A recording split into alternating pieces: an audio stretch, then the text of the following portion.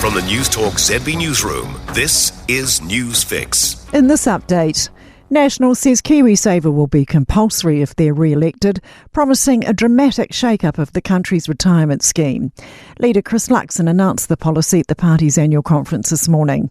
Political reporter Ethan Griffiths is there. Under National's proposal, KiwiSaver would be compulsory for all workers by 2028, with all newborns automatically enrolled from 2027 and given $1,500. It pairs with the party's previous announcement to raise minimum contributions to 12% by 2032, 6% each from the employer and employee. National is also promising to pay a government contribution to a parent's KiwiSaver while they're on paid parental leave. Too often it's the parent taking time out, usually the mum, whose retirement savings fall behind and never quite catch up. And I just don't think that's acceptable. And the Greens are promising to tackle corporate greed and address inequalities this election with a revamped tax system. The party's unveiled a suite of proposals, including new super rich inheritance and gift taxes, a higher tax rate for big corporates, and a new levy on our four main banks. There's also a plan to income tax rates, giving anyone earning under $160,000 a tax cut. Co-leader Marama Davidson says Aotearoa is the richest it's ever been, with enough money for everyone to thrive. The riches of our large economy are not being shared properly. The system has been rigged over successive governments to prevent the resources going to where they are needed.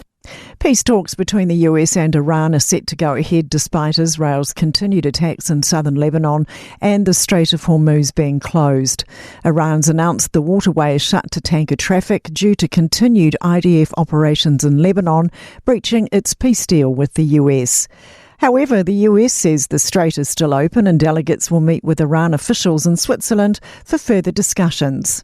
US Vice President J.D. Vance says they're working to clear up any confusion. That's news. In sports, Hurricanes coach Clark Laidlaw hopes some of their Super Rugby Championship winning players are rewarded with higher honours for the first time. Ahead of tomorrow's All Black squad naming, Laidlaw says the Hurricanes players have made their mark.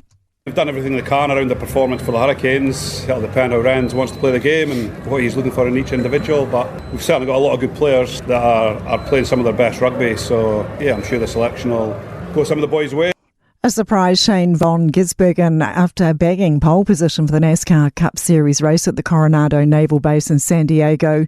A custom-built track has been built on the active US military base.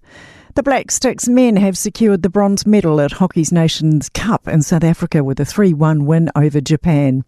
And the Black Foils have bagged a second and a third place finish on their first day back in Sail GP racing at the latest round in Canada.